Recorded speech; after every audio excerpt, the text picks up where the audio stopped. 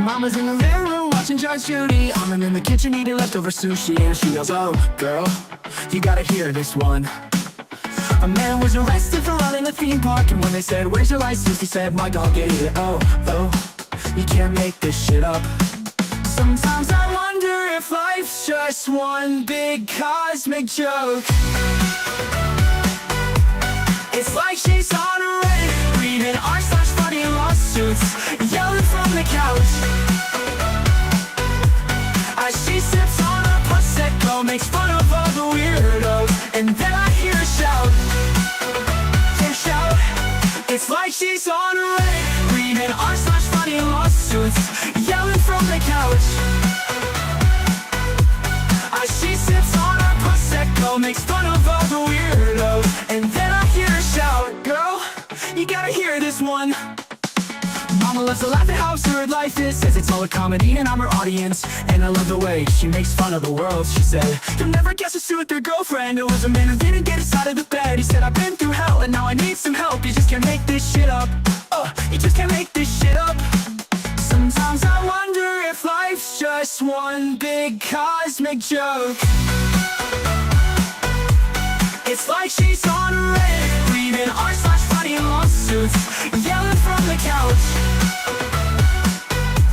As she sips on a Prosecco, makes fun of all the weirdos, and then I hear her shout. It's like she's on a Reddit, reading r/funny lawsuits, yelling from the couch. As she sips on a Prosecco, makes fun of all the weirdos, and then I hear her shout, "Girl, you gotta hear this one."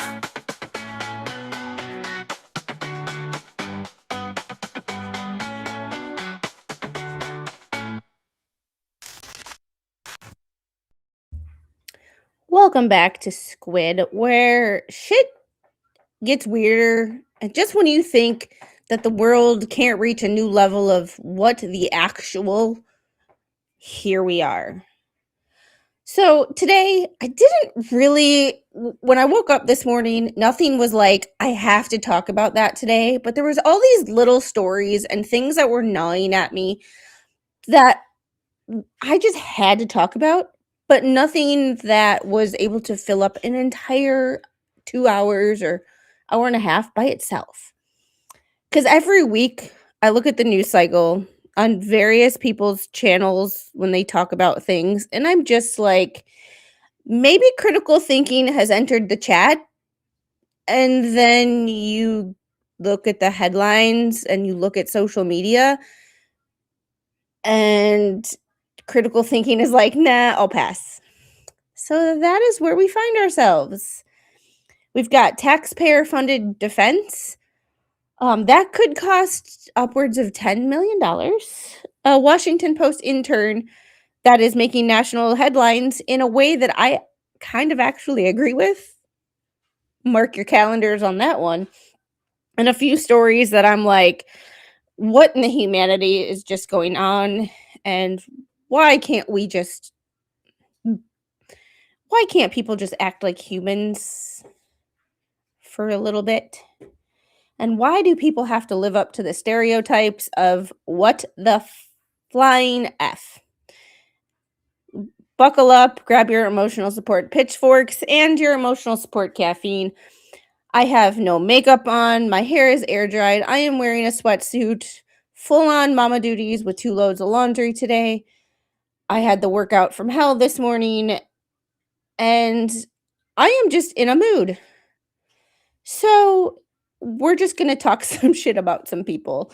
And we're going to laugh at some lawyers. We're going to be like, what the hell is wrong with people? And we're going to do it together. Let's go. And please, before we get started, hit that like button. Please share this channel out. Help me reach my 5K mark, because we hit 4,300 and we've been stalling. We go up, we go down, we go up, we go down, we go up, we go down. It's a freaking yo-yo of YouTube. And I would like to just, yeah. And hey, JKD Buck, they're acting like humans, just not decent ones. Yeah, there's that. Yeah, it's a thing, you know. People are weird. And yes, Flash Fan, thank you for bringing this up. Subscribe to ETM. We're at 449 subscribers. And I would like to be to 500 with my 3K watch hours by the end of the year. Because that would be my ultimate goal, is to get that channel monetized, And why did everything disappear? I have absolutely no idea. Yeah. It's a thing. Entry God. Hey, how are you? Good to see you. Were you busy doing a happy dance over today's latest BBB news?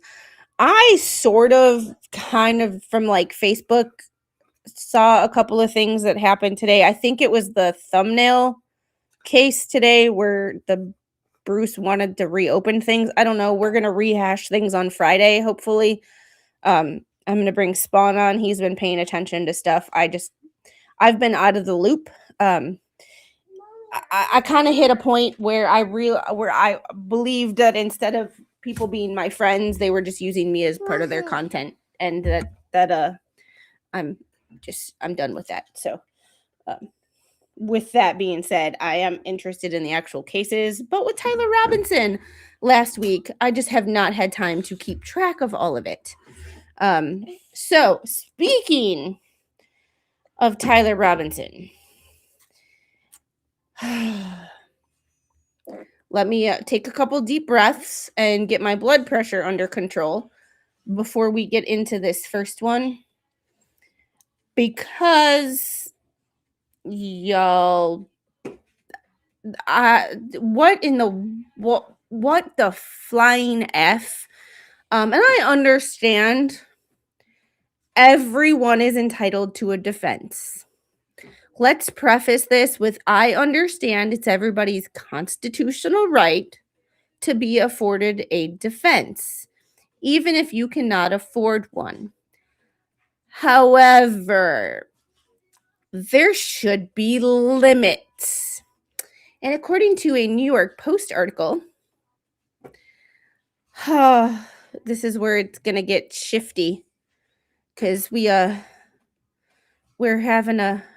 just going to have a moment of, we just going to have a moment where, and I really wish I could make this a little bit size different, and I can't, apparently. So we're just going to do this. All right. We're just going to have hold on to your hats with this one, y'all. And Ricky Bobby, hey, how are you? You look fine. Your mood agrees with you. This is my hair air dried, so this is me just, yeah. Stacy, good to see you. I hear you about the Toyota YouTube numbers. Yeah, they I heard a little bit, but about the Bruce stuff, but not a lot. And can I see this really quick? Oh boy. So I just have to think, and my phone has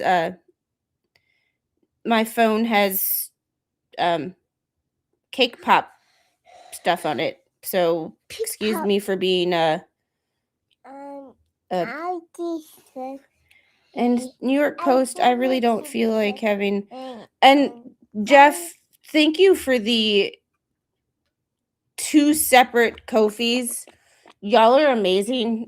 The $200, and Ninja Puppy, thank you for the $10 monthly. That is amazing as well. I appreciate so much of you, and I have to clean my phone off when we are done.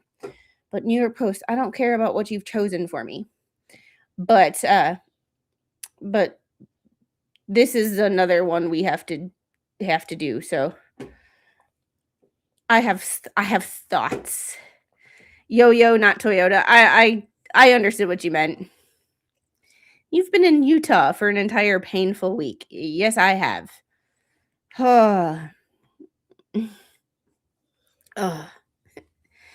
It's beyond ridiculous at this point. Regeneration of same objections. Yeah, and I understand that they have to get stuff on the record. I get it. However, woohoo! let's see. I'm going to have to do this because this is the only way that it's going to make any sense. This is the one criticism I have of Restream is I have no way to, in StreamYard, I could customize these any which way I wanted. And I don't have that,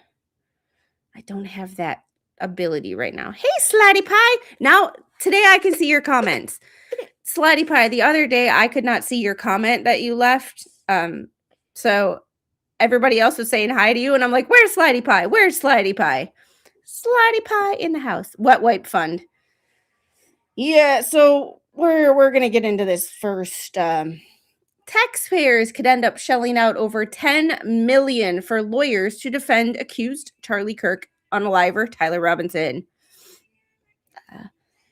Utah taxpayers could end up shelling out more than a mind-boggling $10 million for Tyler Robinson's lawyers to defend him in the assassination case, according to experts. The whopping potential cost is possible because the nature of such sensational capital unaliving case where the stakes are high, and I don't need to see this. We don't care. We've watched it. If you want to see, I have a whole Tyler Robinson playlist. As such a sensational capital unaliving case where the stakes are as high as it gets with the defendant's life on the line, and there are likely years of appeals upon conviction. And I just have a problem with this whole thing in general because when you turn yourself in and you've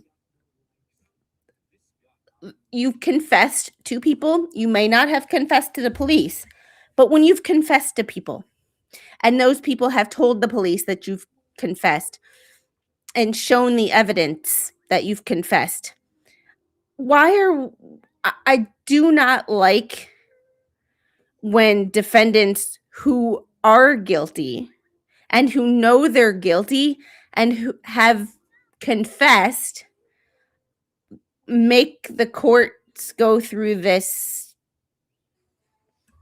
shenanigans, for lack of a better term, for yeah, it would be all these frivolous, stupid delays, so much money. That's true as well.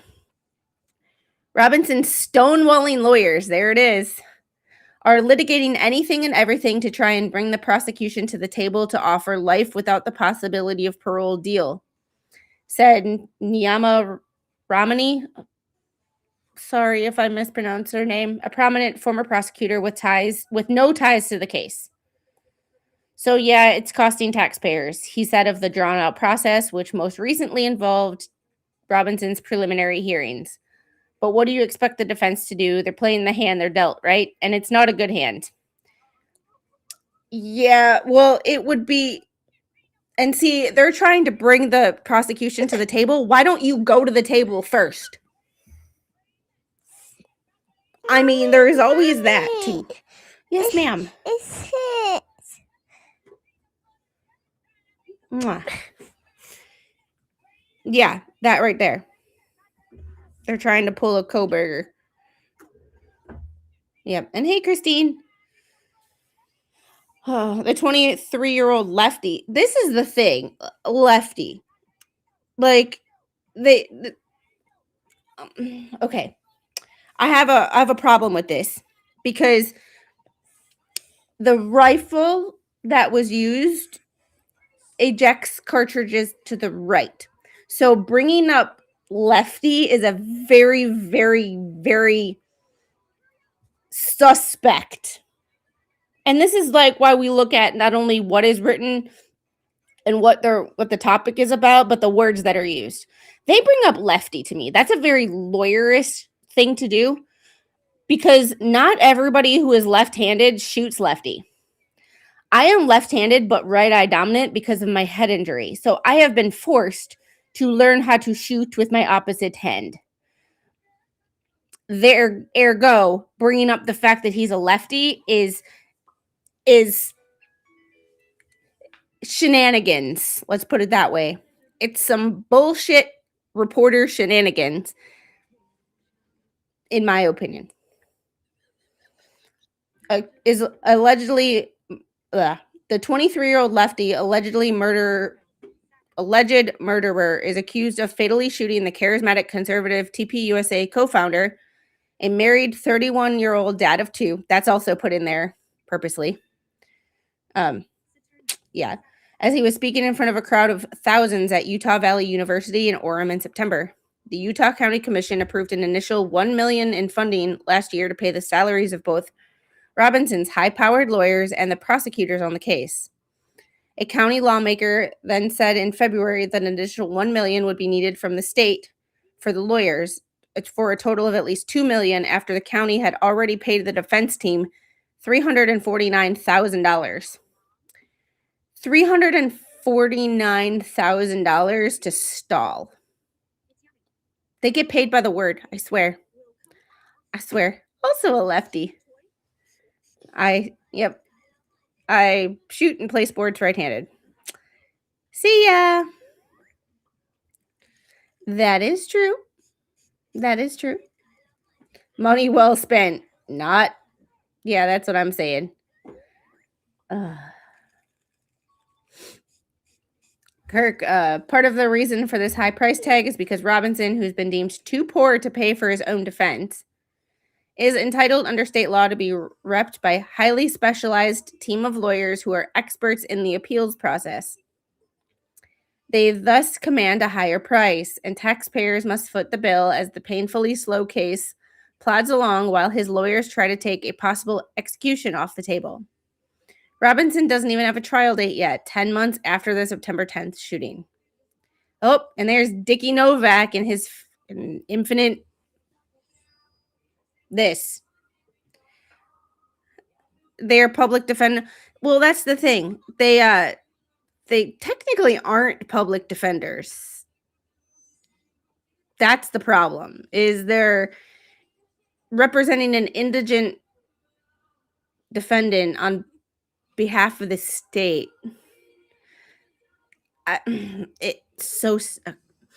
Mausers didn't come in left-handed versions that long ago. That's a very excellent point.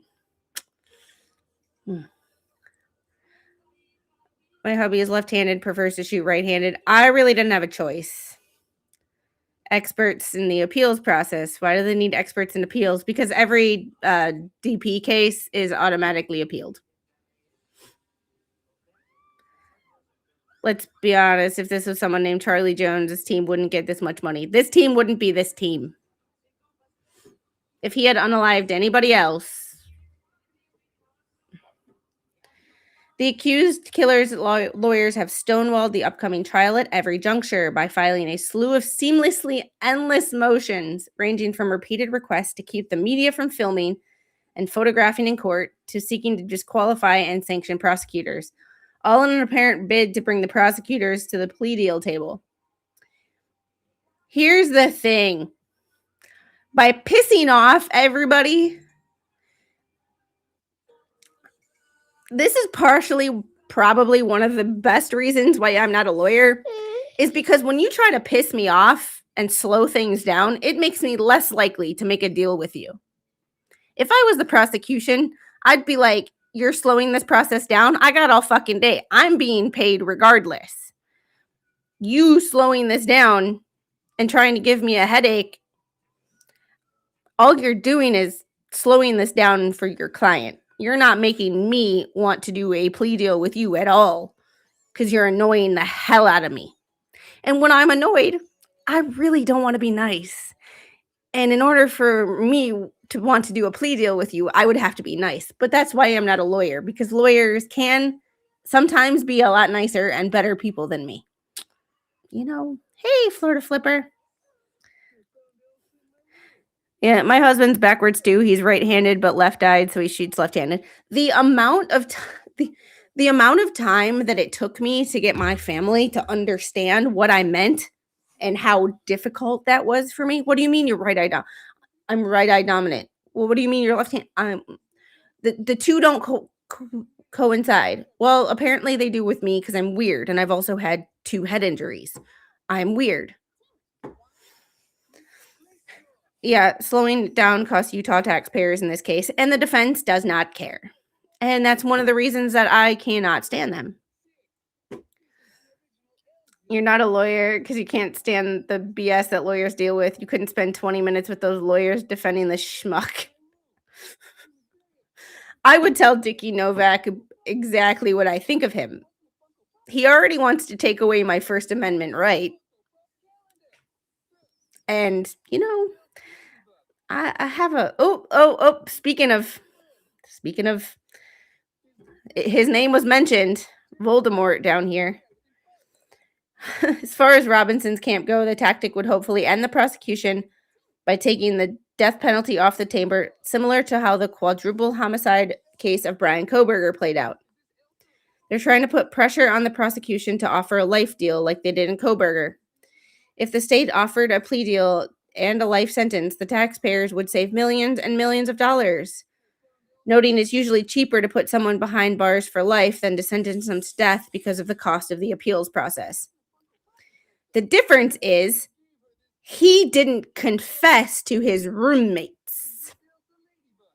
I'm just saying.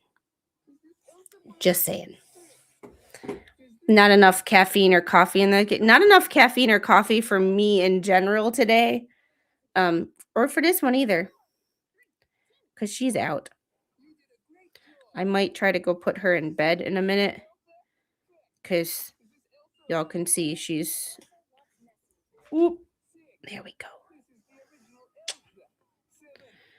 All right. Judge Tony Graff, who is overseeing the case, is also extra cautious, which has slowed things down. You think? Civil practice is so much more casual and less stressful. Yeah,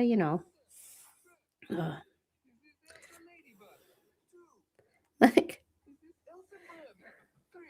hey, Jillian. Thanks for streaming, Squid. I'm so bored and isolated from friends and family who are testifying in a gagged case that's taking for fucking ever. I am so sorry. That sounds fascinating and boring as hell at the same time. I don't think Nestor and company care about the taxpayers, and that's not the reason they're stalling. Yeah.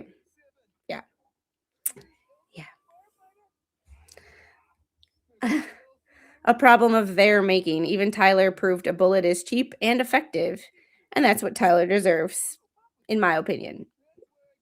In Minecraft. Yep. Save your back,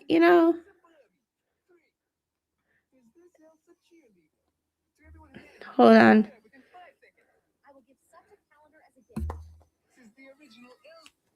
I'm checking my X DMs now. Ooh. Whoop.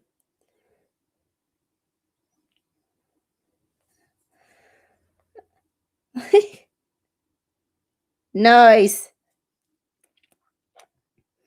That's one hell of a dog. But that's one nice.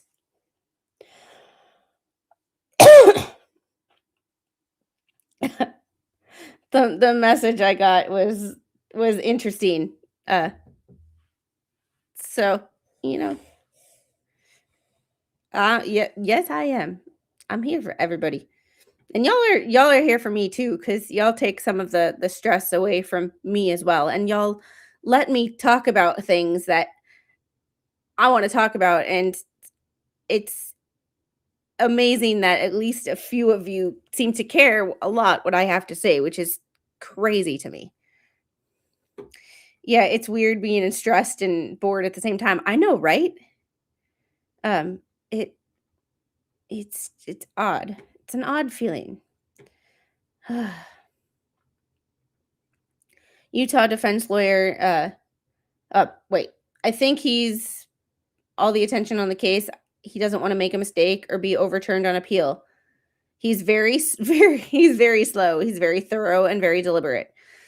Yeah, emphasis on the slow. Yeah, he's very slow. Utah defense lawyer Nathan Evershed told the Post he would actually expect Robinson's team to employ such a delay strategy because it's common move in capital cases as means of seeking to secure a life in prison plea deal. Usually what happens is that a longer case can get delayed, the more of a chance there may be to off-ramp or plea deal. And an off ramp is harder to find when it's raw and very, very fraught with emotions, where it's easier to find when it's less raw and you're able to come to the table. That dude, I don't know why, but his face just makes me agitated. I can't give you it. He agreed with Romani that Robinson's case would be very pricey, given the potentially long trial, his team of death penalty specific lawyers, and the expert witnesses that would have to be hired to testify at both the guilt and sentencing phase.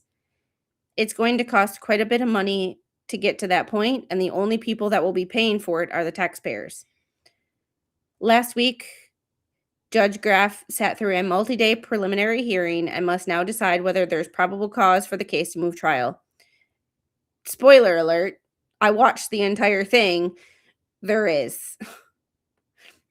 The process is Utah's alternative to grand jury indictments. Not only was the hearing delayed by 2 months from its original May date, but Graff said he wouldn't rule until further arguments in September.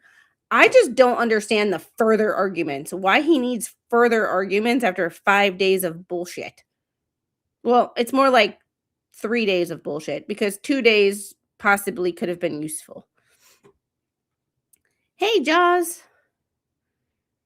How are you? Happy Thursday from New Zealand. How is the future? Again, I'm court ordered to be here.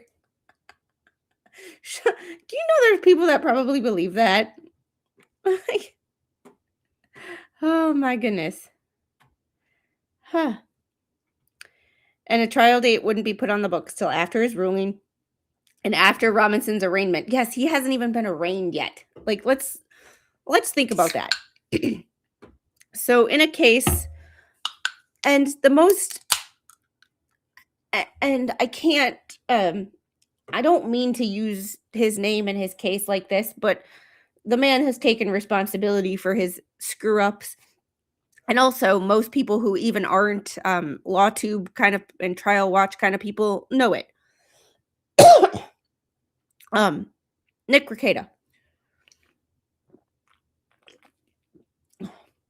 Nick Rekieta had an arraignment pretty soon after his initial incident and arrest.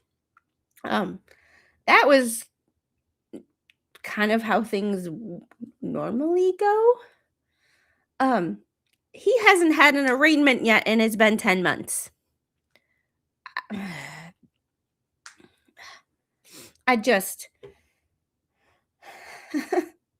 Which would follow if Graff finds probable cause. The defendant is currently remanded behind bars. Kirk's widow, his parents, and family friends were in attendance for the preliminary hearings, during which gruesome videos of the public shooting of Kirk were played for the judge. Erica stepped out of the courtroom while the harrowing footage was shown. Erica did not respond to a post request for comment Monday, as she shouldn't. Like, I can't imagine, and this is the thing, love or hate Erica, how she responded. She saw her husband be assassinated in front of her eyes, in front of her 2 children, in a public setting.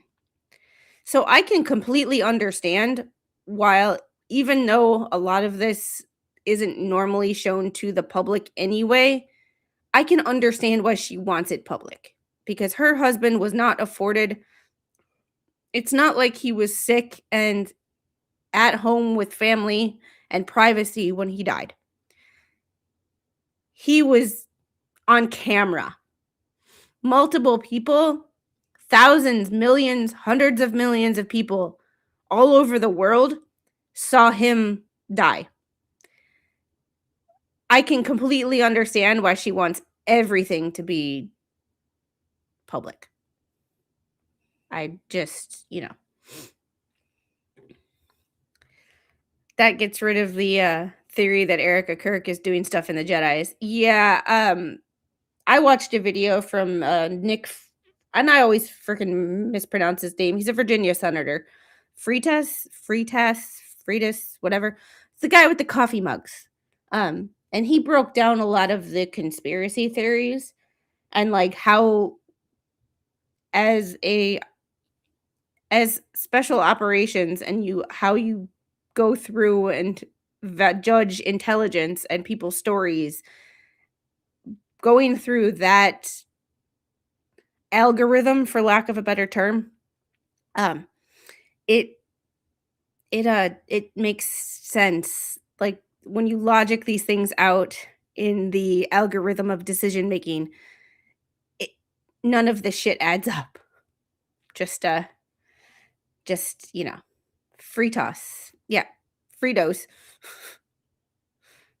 You know, this was the first internet unaliving. Well, probably not, but of that magnitude. Yeah. All right. So the next thing that we have to do, and I have some theories on this because that's just what I do, because I need merch that says I have a theory. Because, Washington Post fact checks Mitch McConnell hospital photo featuring paper with definitive findings. Yeah. And my arm is officially asleep. So I have to go try to put her in her bed because her neck position right now is not of my liking, and she is making my arm go to sleep. So mama duties ensue. Go refill that water, try to stay hydrated. It's hot outside. And I will be right back.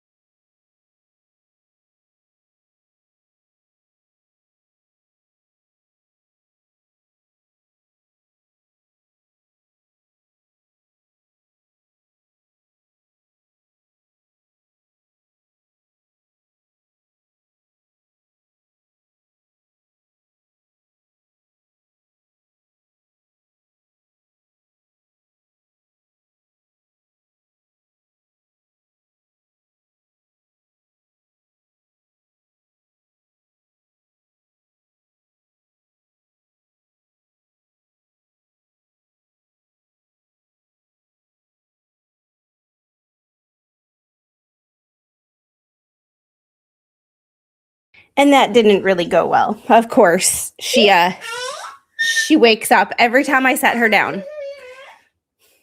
And so she's awake. She's awake, and yeah. It's a fun time. She's exhausted and she's moody and she's awake. All right. So, getting back to Mitch McConnell and the Washington Post fact checking, a Washington Post intern. So, I have issues with this photo from people that say it's generated by AI, and I'll get to that. Conspiracy theorists have been hit with a fact check for sowing doubt about whether a proof of life photo of Senator Mitch McConnell released on Sunday was real.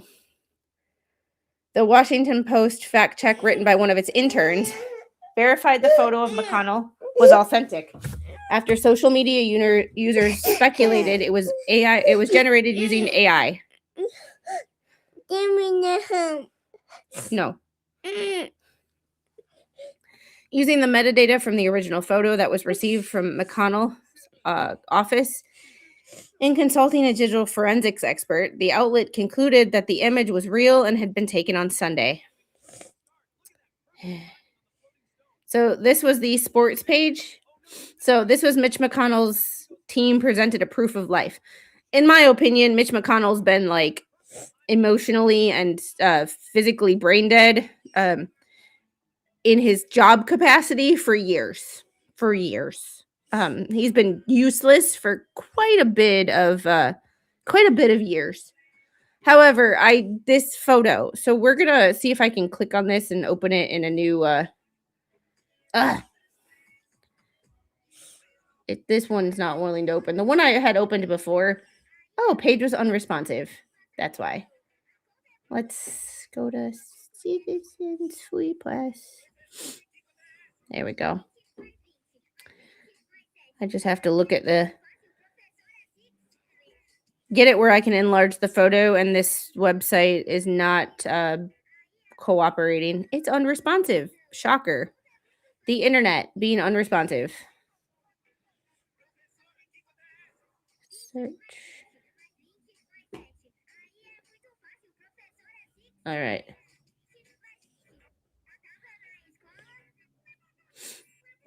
So I just have issues with this photo in general. So people thought this photo was faked. Here's my thing about it. I have worked in a hospital long enough that regardless of the paper, regardless of the paper, anybody who's worked in a hospital or in healthcare, look at the bruise on his hand. You don't get that bruising from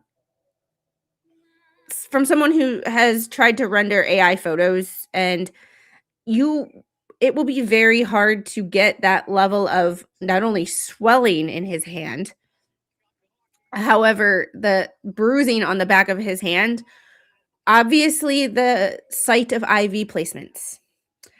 Very, very difficult. Whatever his plastic face looks like, this right here is very, very difficult to render on artificial intelligence, on any kind of AI.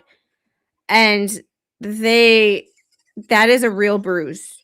That is a bruise from multiple attempts. The older we get, the easier we bruise. And when someone is trying to place an IV site, particularly on the back of your hand, where it gets infiltrated quite frequently, that is not fake.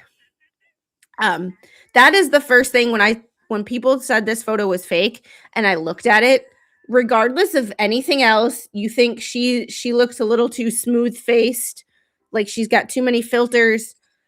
His face, he never looks realistic. He looks like he's been dead inside for years. This hand, that is not something you can fake. That is the first thing I was drawn to, was that and the pillow under the butt, because it's not even that. There's too much detail in this image. Yeah, but things can be detailed. And hey, Spawn, how are you? It was that was the first thing that my brain went to, and was like, I don't know any AI unless you went specifically for that could get the wrinkles on an elderly man's hand, the swelling and the bruising post IV, quite like that. That was like 100% real to me. But see, and this is the website just crashed on me, the original page. So let's see if it'll load. This is what I'm seeing right now. It won't even share. Exit. Yep. It just crashed on me. There we go. Now let's try to share this again.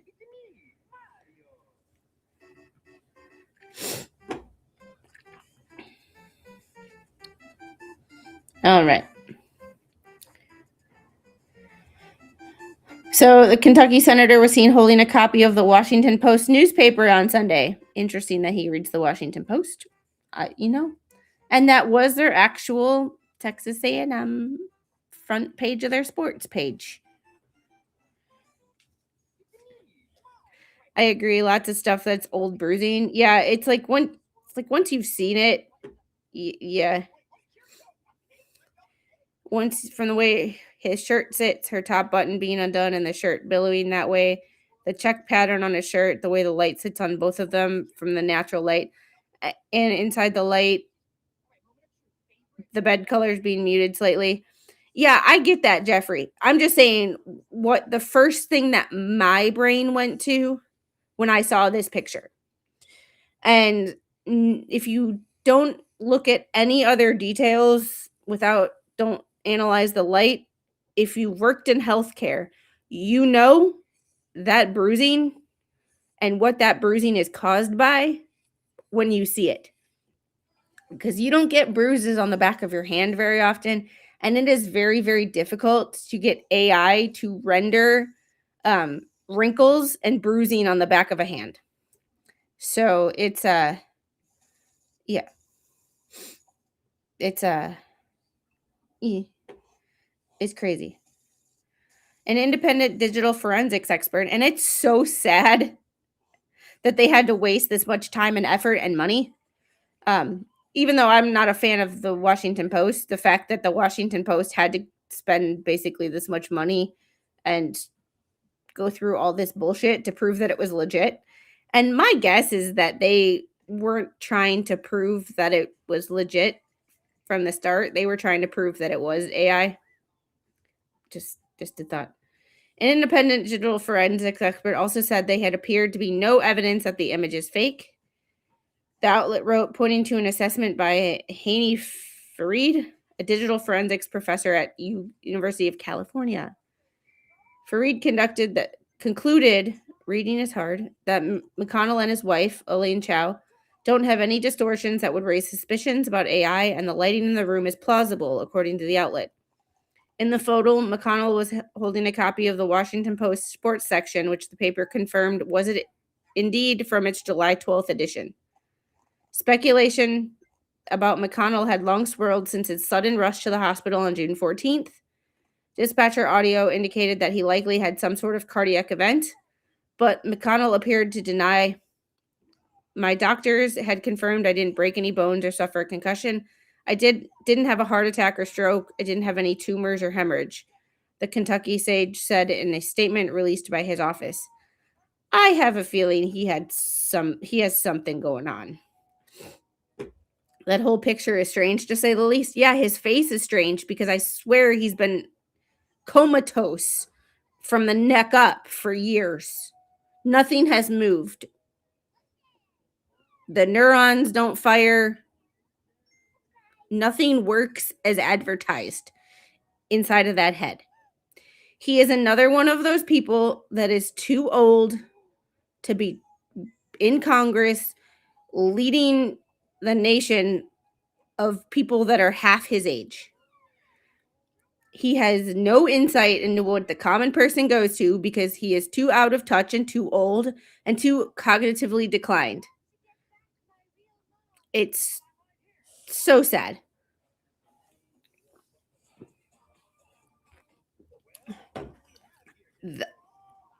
It does look like a little hemiparesis, doesn't it? This side right here. This side smiling. This left side doesn't know what to do. The two halves of his face aren't communicating. It's a, hey, Samantha, shoe lover. He has been in the turtle shell too long. Yeah. He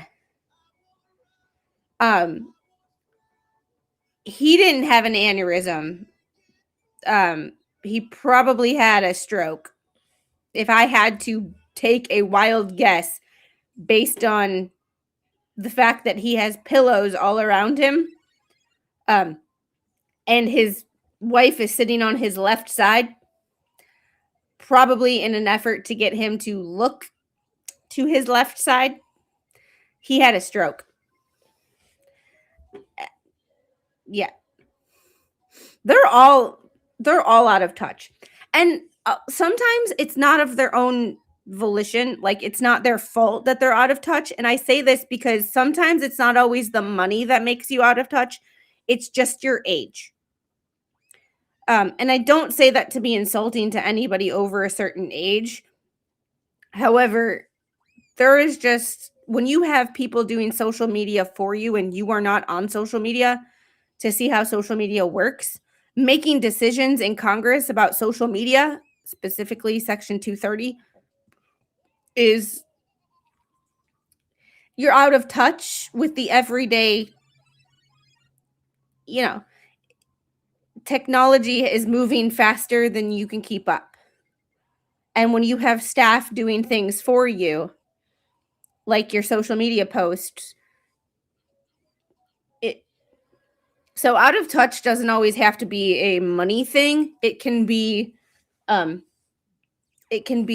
age thing, and not because I'm trying to explain it where it's like it's not age discrimination. Like, I don't hate people because they're older.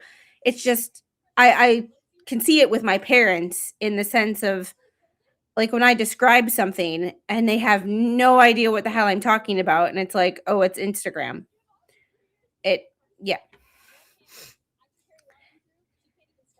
Yeah, face and bingo bango looks like some sort of neuro for sure. Yeah. They all should have retired 15 years ago. I'm it's yeah. Yeah, I do think they retouched it so she looks better. Yeah, I do agree with that. But this is it's the fact that his trunk is propped up, he's leaning to the left even though he's leaning towards her. She's sitting on his left side. This photo leads me to speculate. Also, she's got her hand on his side. She could be making sure he's staying upright for this photo. You ever done that where you've had to manually position someone? She could be having her hand on his hip because she is bracing herself on that chair. She could be manually having her hand right there to keep his ass from and his hips from getting misaligned and him slouching over to the left. Like, there could be a lot and I know this is just a photo, but a photo is worth 1,000 words. Like, no, because they will never, because they're voting on their own firing dates. So no. Yeah. Oh yeah, him. Oh my god. We could go into each member of Congress and be like, you, doesn't matter what side of the aisle they're on. They're all past their prime. Yeah, Weekend at Bernie's part 2. Yeah, she's bracing him up. I believe that he is alive, but I believe he is cognitively impaired in the sense of he had a neurological event. Unlike someone, yeah, I know, right? You saw it too. Her hand, left side, lower back, hip, propping up that QL muscle, manually engaging that QL muscle to keep his trunk upright. Because that QL goes, the hips go, and then you have no trunk support. So instead of propping pillows all around his side and making him it blatantly obvious that he is weak, she has her hand there. This is where my therapy brain goes, y'all, because I've done this with people. I manually put my hand on their hip to keep them upright. Thank God I'm never getting old. Yeah. Well, yeah, it does look that way, but unless it was a vid, don't know for sure. That's true. This is all speculation. However, It's uh, it's just and you can see it with the way he's leaning to this side. Yes, he could be leaning towards her because she's on his left side, and you lean towards the other person in the picture, but it's just my brain goes my brain goes into rehab mode and therapy mode and going, well, is this muscle weak? What does his gait look like? How's his positioning? Is his head turned naturally like that, or is that a result of um, tightening of the muscles on that side because he has no control over them?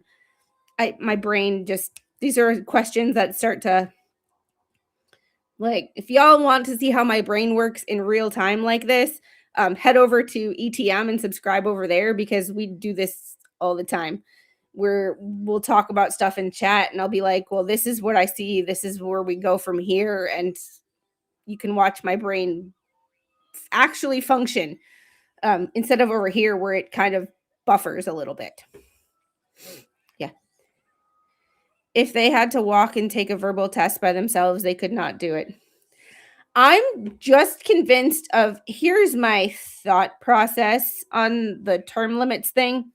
Maybe not like a defined term limit, but every year after the national retirement age that you are still in Congress, you have to take a cognitive screening and a physical ability test. And I don't mean like a Marine or a Navy or like a PFT.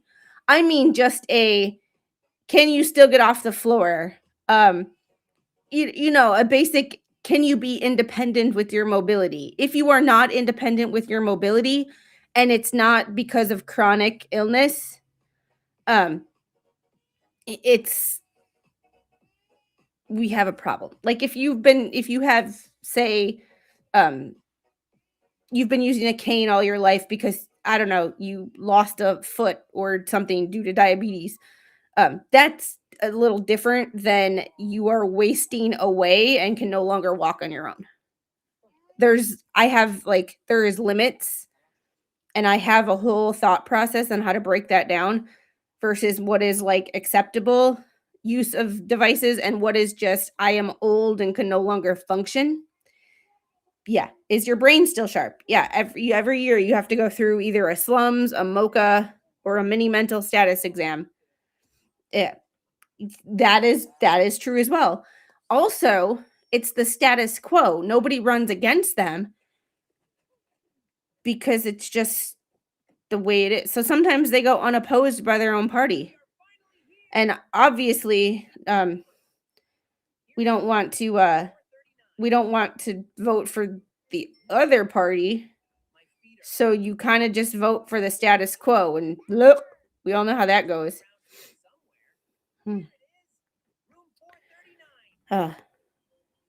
Who doesn't think those tests by physicians that they choose won't be paid for? We are talking about politicians. A mini mental or a slums, I can do a slums exam in about 10 minutes. A slums exam is one page, but it's got like a short story for recall. It's got a 5-word recall: apple, pen, tie, house, and car. I could do this freaking exam in my sleep. Also, it has a clock draw. Do you know, if you tell someone to draw a clock, what it reveals about their cognition is fascinating. People have written books about a clock draw and what your interpretation of a clock draw says about your brain. I mean, it's a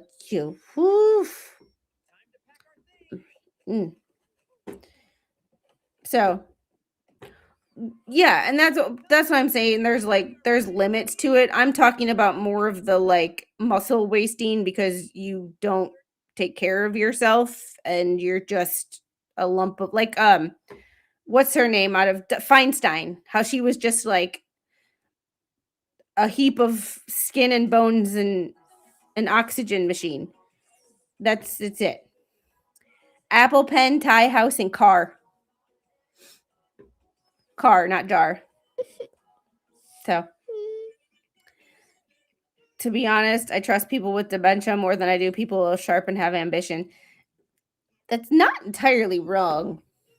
Because when you have dementia, I don't know anybody that I've met with dementia that's really good at lying, because they can't remember. And hey, Wisconsin, how are you? All right, there is a couple of more things that I wanted to get into, but those were the two main ones that I was like, y'all, we have to discuss this because this is just freaking crazy. These people are weird. Like, this is just so. The one thing that I want to get into that's open on my laptop, but not open on my. And I forgot to save my links. Usually, when I open things on my laptop, I save them to a. Um, I save them to a.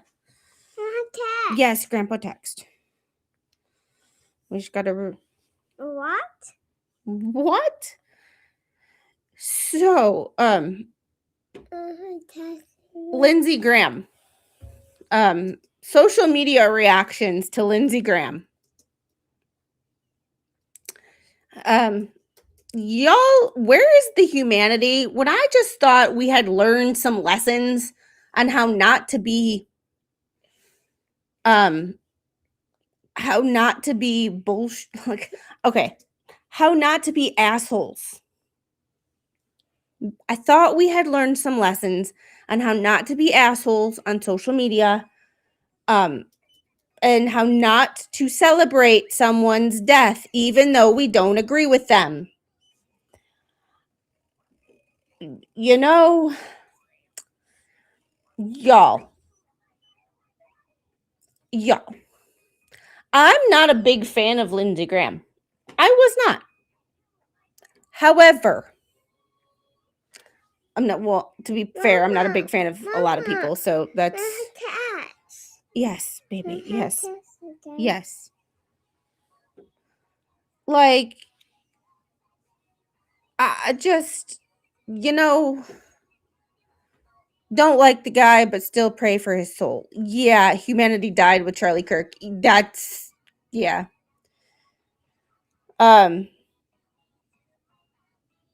Think Carolina will get a candidate in on time for Graham? Well, I don't know, but his sister has taken over his seat for the time being. Daddy Cass? Mommy, Daddy Cass? Yep. All right. Lindsey Graham's death plagued by cruel mockery over past Joe Biden health jabs. Sad reflection of online culture. This is where critical thinking and just basic decent humanity, and that's why I say in this chat, like, we don't all have to get along. We don't all have to agree, especially when it comes to shit like politics, religion. We're not going to agree on everything, and that is just fine. However, the one thing I've always asked about my chat is that you just be a decent human being. That's it.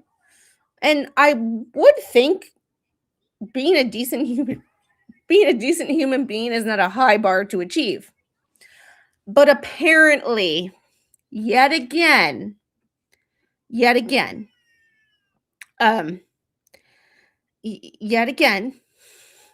we have a big problem with decency. While the death of Lindsey Graham has already drawn divided reactions across the political spectrum, public discourse has intensified following the resurfacing of his past comment regarding Joe Biden's health. The comment dates back to his 2024 statement about the former president needing to take a cognitive test ahead of the election, with the U.S. senator claiming at the time he was worried about Biden being the commander-in-chief for the next 4 months. And see, there's a difference between mocking someone's health. Joe Biden, for example. We'll use Joe Biden as an example. Yes, right here. Yes, we weren't cruelly mocking Biden's health. We were saying he wasn't healthy. We didn't think he was healthy and couldn't understand why his family, wife, friends, and family would allow them to basically elder abuse him like that. Yes, that is the difference. That comment, when you are the commander in chief, Being worried about your physical health and your cognition is appropriate. And there's a difference between being worried and calling you stupid. But so now with Lindsey Graham's sudden passing, many on social media are taking jabs at his remarks, which has also caused supporters to defend the late senator. I don't like a lot of decisions that he made. I think he was like he was another useless senator. He was a waste of fucking oxygen. He didn't do shit in Congress. I just think he was all talk and no action.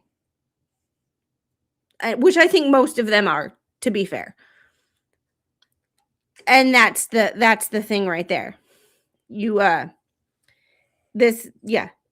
Biden's cognition was fading fast. That statement by Graham wasn't picking on his health. It was saying he didn't believe he had the ability to continue in office. Yeah, that right there. At the time, the president's disastrous debate performance against Trump caused Graham to question whether he was fit to remain commander-in-chief. A valid question. That's like asking, did your doctor graduate? Is your doctor who's going to perform a surgery on you next week, is he fit to be a surgeon? Did he have a concussion? Did he have a DUI or maybe something that might keep him from doing his job duties? That is not being rude. That is not mocking him. That is being honest about someone's capabilities. And this is where our culture has gone from accountability and making sure that you have the ability to do your job is somehow a negative thing, but yet you can go online and make fun of someone's death and that's okay. Yeah. You never met a war he didn't like. Yeah. This. Yeah. As a president, we have the right to ask. We have the right to ask those questions of any elected official. Any elected official. We have the right to ask those questions about anybody who is going to put us in a situation that might not be. No, Daddy's not home. That might put us in danger. Like, I don't know. Is our bus driver sober? Like, is our bus driver healthy? Is our bus driver cognitively aware? That's not being mean. That's not making fun of someone's cognition. That's making sure that my daughter is not going to get hurt when I put her on that bus for school. Just basic accountability and basic awareness of your surroundings is not making fun of someone. If I were to go, oh, he's got dementia, he's an idiot. No, that's not what dementia is. He's not an idiot. Do I think Biden kind of was an idiot even when he was fully cognitively intact? Yeah. But I thought Biden was an idiot from 47 years ago. Biden from 47 years ago who said this racial jungle that we live in, or the 90s Biden.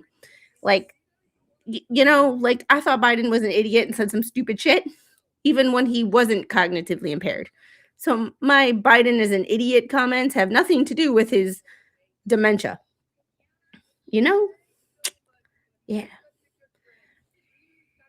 Yeah, and I'm not saying that even a broken clock isn't right twice a day and he's done some good stuff. Everybody does good stuff in a way. This is the thing of like, I don't have to like someone to think that they do some good. Yeah, they're all a-holes. We just choose which a-holes we like.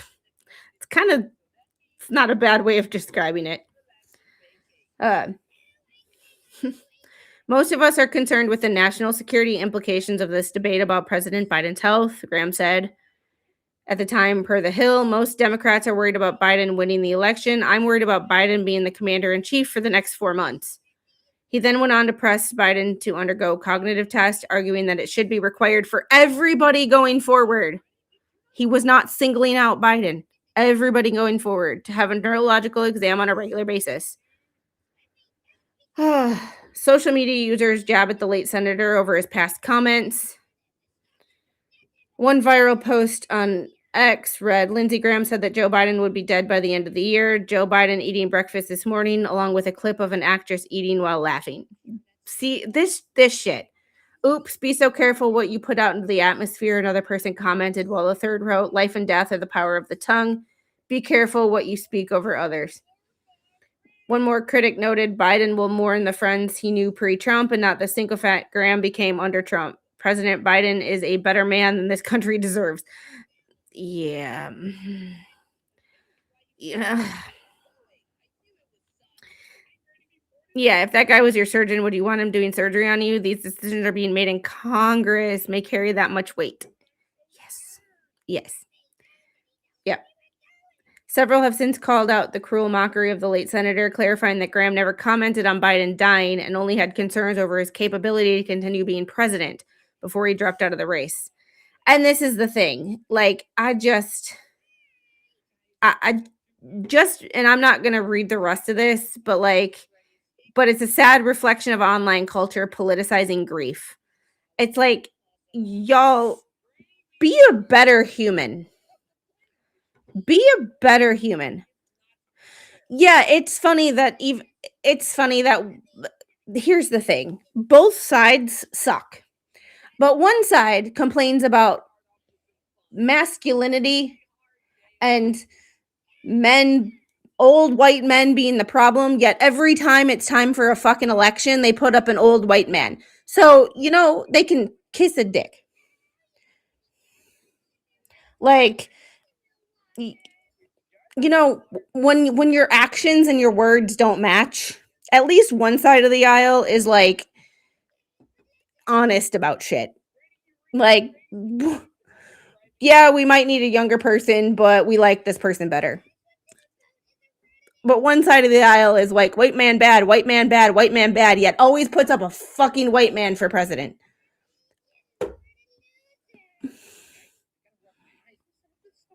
Just, we're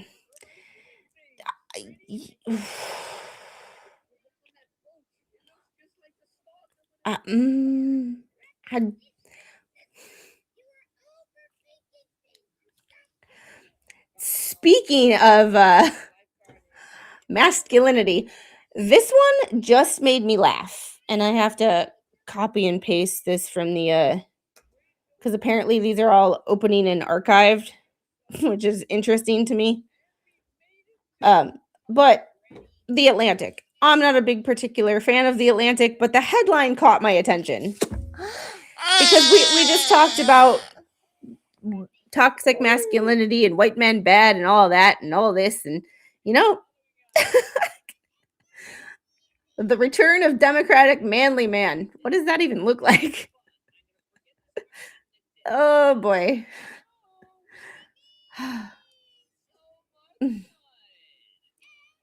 I just can't, like, we're gonna go back to the there we go. All right. In 2024, Kamala Harris won just 43% of the male vote against President Trump, and an even lower portion, 39% of white men, according to exit polls. Yes, when you talk about toxic masculinity and you say the greatest threat to this country is white men, and why are you expecting their vote? The only white men you're going to get are the gay ones.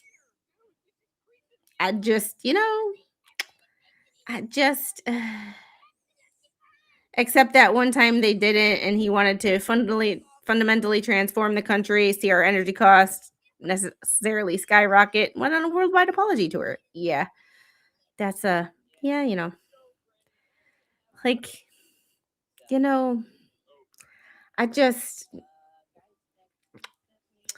Democratic presidential nominee hasn't captured a plurality of men since Barack Obama in 2008, and even then, Obama edged out John McCain among men by only a single point.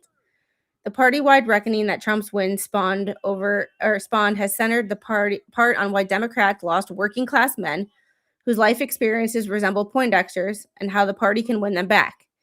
In Poindexter's view, Democrats' struggles with men like him owe less to politics than to culture. It's all vibes. The Democrats have catered too much to, the softer side.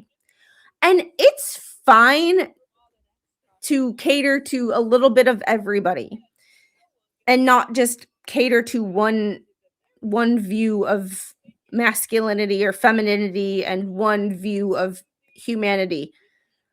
However, when you cater so much to one group of people that you alienate everybody else, i.e. Hollywood. You get all these celebrities that say, if you voted for a certain person, don't listen to my music. You're alienating half of your audience. And then you wonder why your bar closes, Garth Brooks, or your bar doesn't get any business. You're wondering why your music sales suck. It's because you alienate half of your audience because you make things political that should not be political. When you say the greatest threat to the country is white men, and then you wonder why most white men don't want to vote for you, but your brain, you are so out of touch with reality that you cannot see the connection between the two, boggles my mind. Absolutely boggles my mind. I every election season, the cost of rental testicles skyrockets. When they open their minds, their brains fell out. And I usually don't get political on this, but you know, I sometimes you just got to call a spade a spade. And when you cater so much to one group of people, you alienate everybody else. Which is why I don't make this a political channel, because I'm only catering to one group of people then, and that's not fair to everybody else.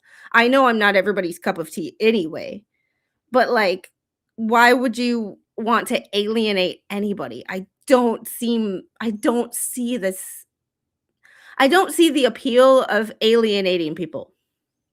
I just don't. We should be well-rounded people. We should be tough when we need to and softer when we need to be. That makes total freaking sense. Example, Tim Walz. Yeah. Critiques such as Poindexter's have gelled into a consensus over the past 2 years, repeated ad nauseum by starchy senators and governors with an eye towards running for president in 2028. Closing the gender gap now seems to be an official electoral strategy for Democrats. A couple of months ago, I got a call from a party operative who pitched a story on the Democrats' effort to win back the manosphere. See, and the fact that they use things like manosphere, they use terminology like manosphere, y'all, just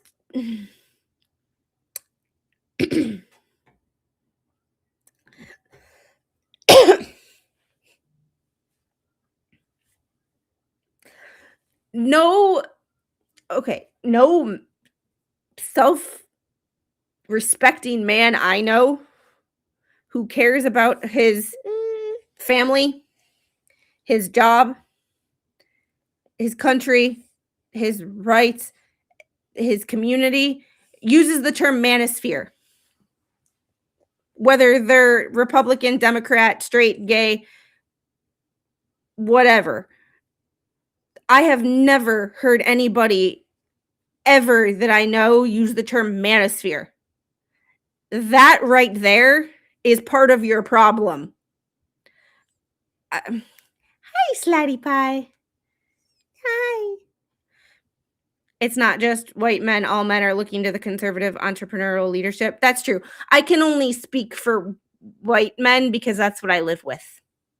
But Biden did say that white men was the greatest threat to this country. So I use that as an example because at the time, the president literally said it.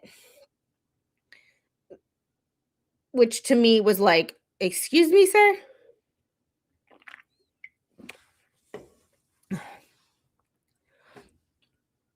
The operative ran through a list of half dozen candidates in key House districts who are engaging culturally in male spaces. A bit of gobbledygook that I took to mean manly men. And see, the thing about men who are manly is they don't feel the need to tell you. I mean, I've never seen an alpha male who is truly an alpha male tell you he's an alpha male. He just does alpha male shit. Takes care of business. Right? Does daddy take care of business? Daddy. Daddy takes care of business. Daddy. Daddy. Yeah. He just takes care of business. Or perhaps guys, but that also reflects sort of an anthropological distance that points to the depth of the party's problem. After all, an ironworker probably wouldn't describe himself as engaging culturally in male spaces. No shit. The fact that they had to write a article about this is half the battle, that half the interest to me, is that they felt the need to not only say it, but write an article about it. It's like y'all can't just read the room. I just, yeah. In addition to Poindexter, the list includes Bob Brooks, a retired firefighter and union leader running in Allentown, Pennsylvania; Chaz Mulder, a Tennessee mayor who's an avid turkey and duck hunter; Jamie Ager, who's a lifelong farmer in North Carolina; one of the Democrats running to unseat a first-term Republican in Michigan is Matt Mazdem, a Navy SEAL who carried the nuclear football as Obama's military aide. Running capital M men. The fuck? Sorry. This is where you just look at shit and you're just like, sometimes things just don't need to be said. When you have to analyze things so much that you end up looking ridiculous. Running capital M men has yielded mixed results for Democrats in the past, particular Rust Belt states.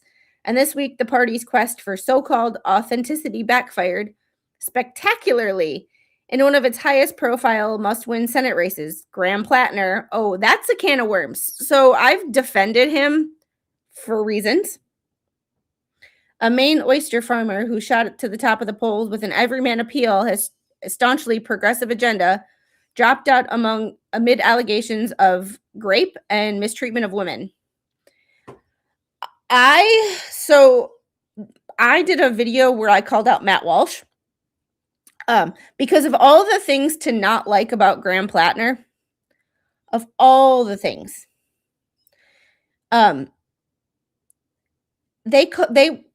Walsh decided to attack his 100% disabled veteran status and say that he was a farmer and had the ability to work full time while collecting 100% disability from the VA, proving that Matt Walsh has absolutely no idea what the fuck happens and how the VA actually works. I am at 90% service-connected VA. Do I have my limitations as far as like what my body can physically handle when I work?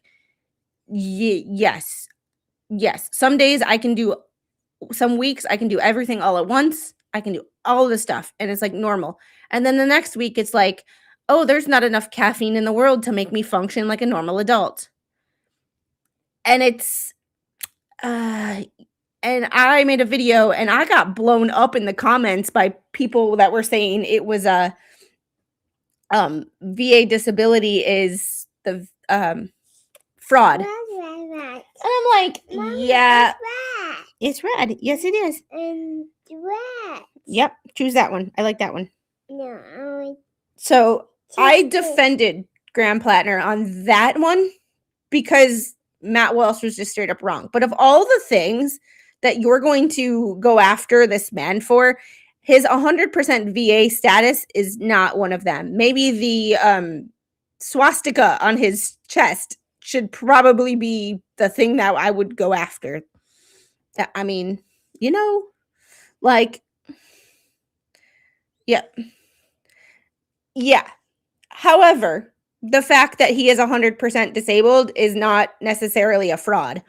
And he is able to work full time because there's different levels. It's not Social Security, and the amount of people that think they know about the VA and the VA system but have never used the VA system, aren't related to a vet, have never served themselves, yet think they have so many ideas on how it works, astounds me. It's so bad. So I called out Matt Walsh. I made a whole video on how Matt Walsh is an idiot. My thumbnail is Matt Walsh in a dunce cap. If you want to watch that video, go check it out because I was very angry in that video. You want to see steam come out of my ears? That's the video for you.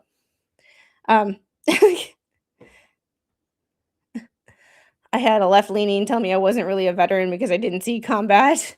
Not everybody sees combat. I mean, could you technically Navy's not combat or not veterans because we didn't see boots on the ground combat? Even though we just deployed to combat zones all the time?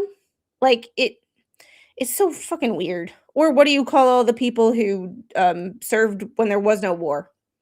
Like, y'all, the fucking logic that people have sometimes, I'm like, "Are you really this stupid all the time, or are you playing for the internet?" But of all the things not to like about Graham Plattner, Matt Walsh decided to go off on his 100% veteran status, which was like, when you fucked up when you're forcing me to defend that. I'm just saying. Just saying. Infuriated Democrats directed their anger at both Plattner and the left-wing consultants who had recruited him, faulting, look at this, saying the quiet part out loud. Faulting their failure to fully vet a candidate who had never before endured the public scrutiny that comes with running for office. Centering a campaign on authenticity can fall flat in other ways. There's nothing more cringy than using the terminology that's used in this article. That a candidate trying too hard to be a man or woman of the people. Enter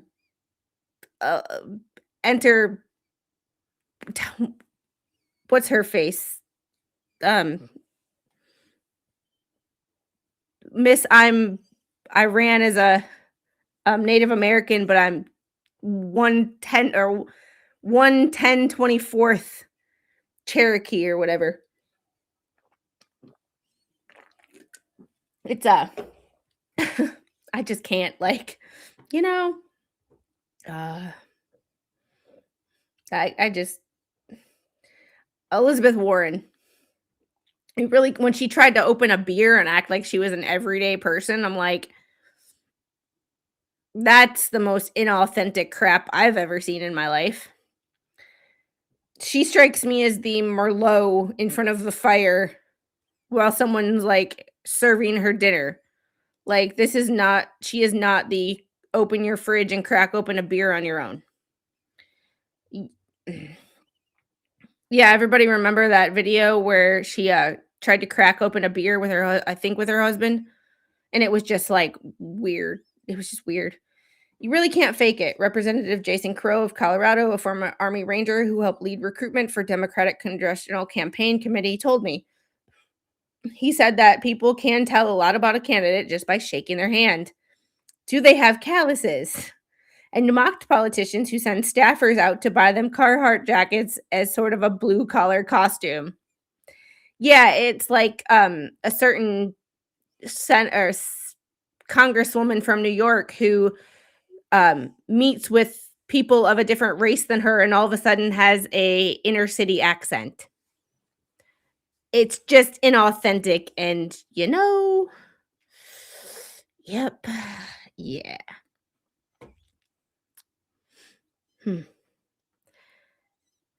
Jeff absolutely despises that Connecticut congressman, same thing, Blumenthal. He went through 2/3 of congressional career with claims of being a Vietnam combat vet, only to be exposed as a pencil pusher stateside. And that's the thing. It's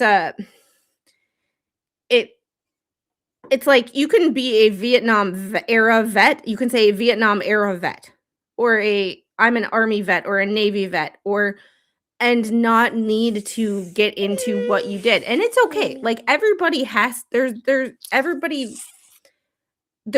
has a job to do. And sometimes the military can't function without the paper pushers, without the supply chain. I get that. Not everybody can be the boots on the ground, the pilots, the Navy SEALs, all of that stuff. However, it's being realistic about what you did, Stop. I'm going to have to put you down. No. Then I suggest you quiet. No. Yeah, right here. I also remember Pelosi and her 2 freezers with ice cream during the lockdown. The $25 a pint ice cream. Yeah, that and AOC discovered a garbage disposal were the best clips. Yeah, it's like you just not everyone was a scout, sniper, or a SEAL. Not the military doesn't function without everybody. That goes from the lowest of the low to the highest of the high people. Like it doesn't work without everybody. However, that's why you don't put everybody down and you treat everybody with respect. But acting like you did shit that you didn't is a problem. And if it's just to get votes or just to get clout or just to get likes, views, clicks, subscription, like people to hit like and subscribe. I was an aviation electronics tech. I worked on a flight deck. I did 2 deployments. It is what it is. It's nothing fancy, but I was on a flight deck. And that was a lot of fun. It was a lot of adrenaline. Sometimes great adrenaline and sometimes scared the shit out of you. Depending on the day. However, someone has to clean the latrine. And generally speaking, we had cleaning stations every morning. So when night shift got off of work, you went back and you cleaned for an hour. And then when you cleaned, after you got done cleaning, then you went to bed. So,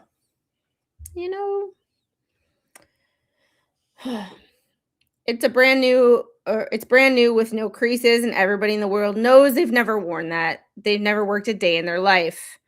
Voters see right through it.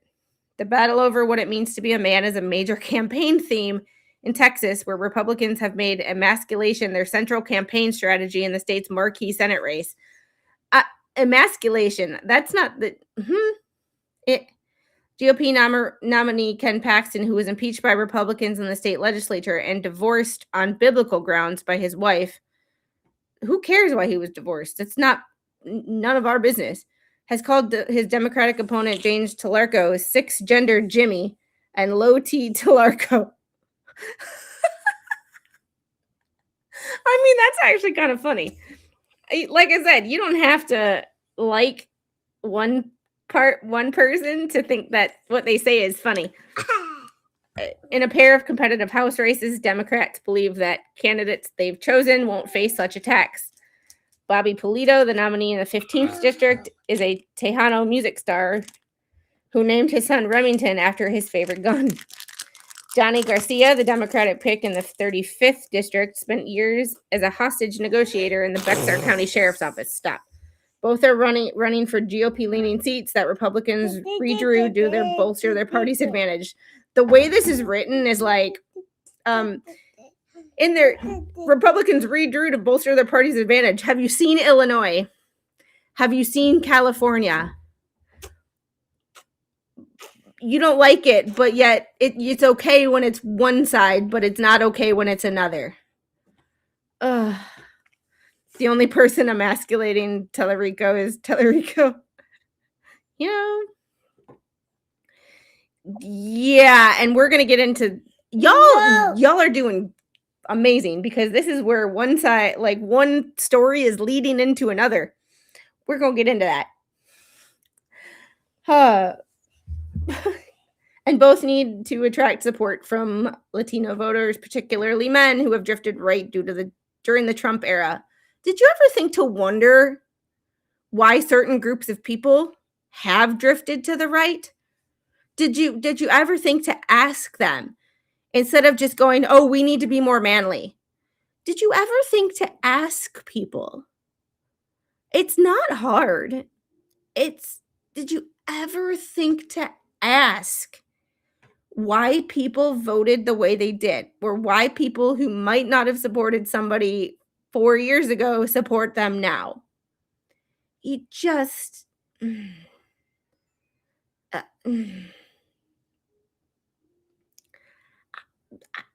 Y'all, sometimes I wonder about people. Garcia describes him as an old school Democrat, aka a new school Republican, distancing himself from the party's contemporary brand. The Biden administration got it wrong on the border.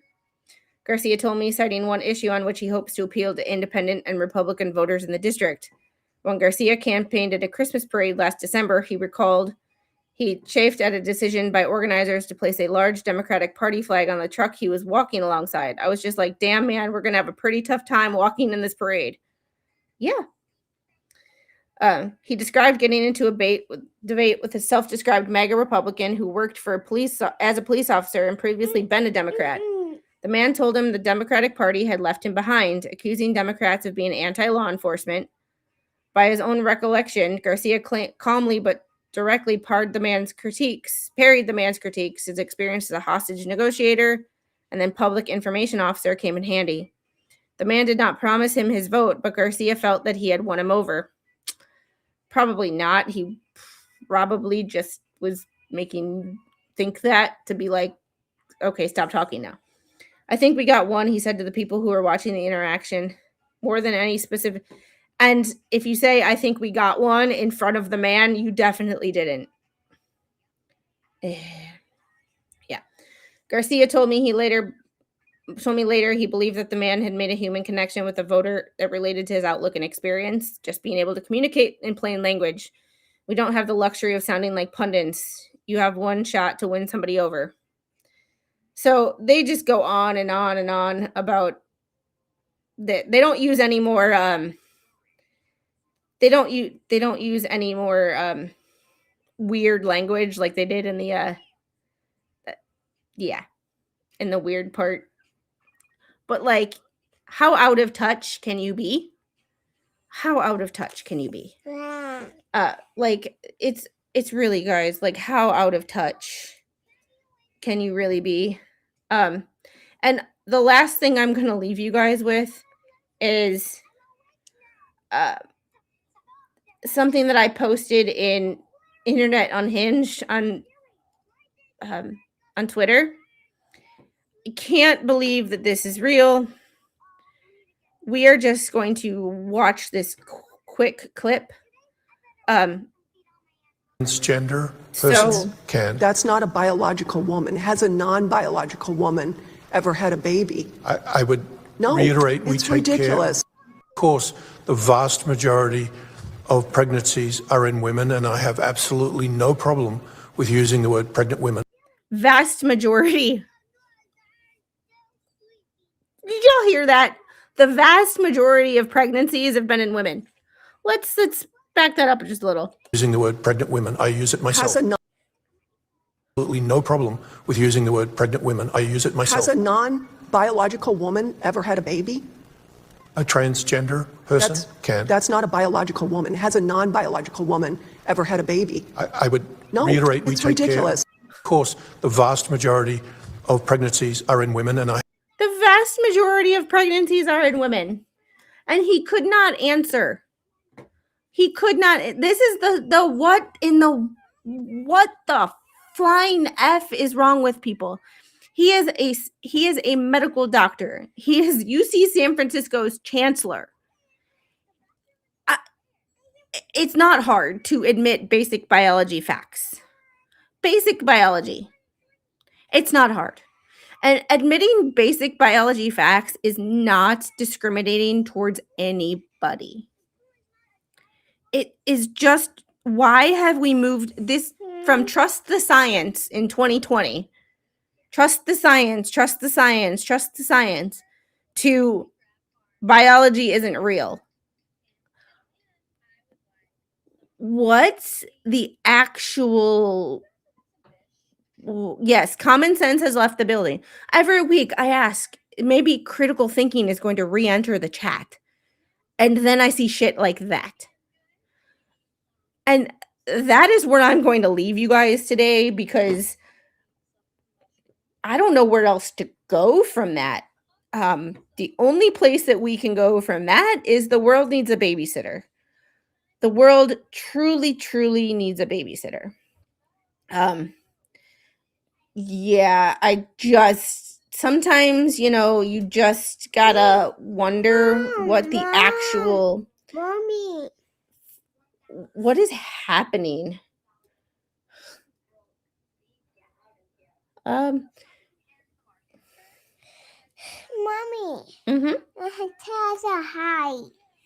Mama, I test. Yeah. Mommy. I'll look at it in a little bit, baby, okay? Wow. So I am going to see where I could redirect you guys. There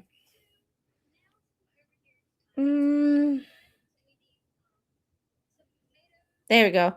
The expert's still live doing his, I guess, 9-hour live stream for hitting 9,000 subscribers. Sorry.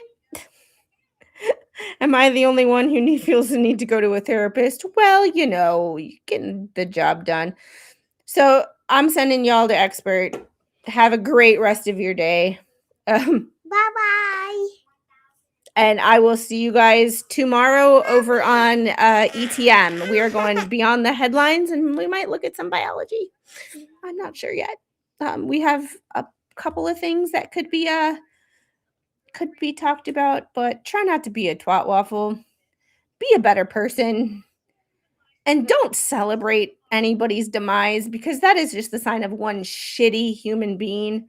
And I will see you guys tomorrow over on ETM. Please hit that like and subscribe button if you haven't. Please share this stream out to make everybody else need therapy just like you. And y'all have a great rest of your day. Bye.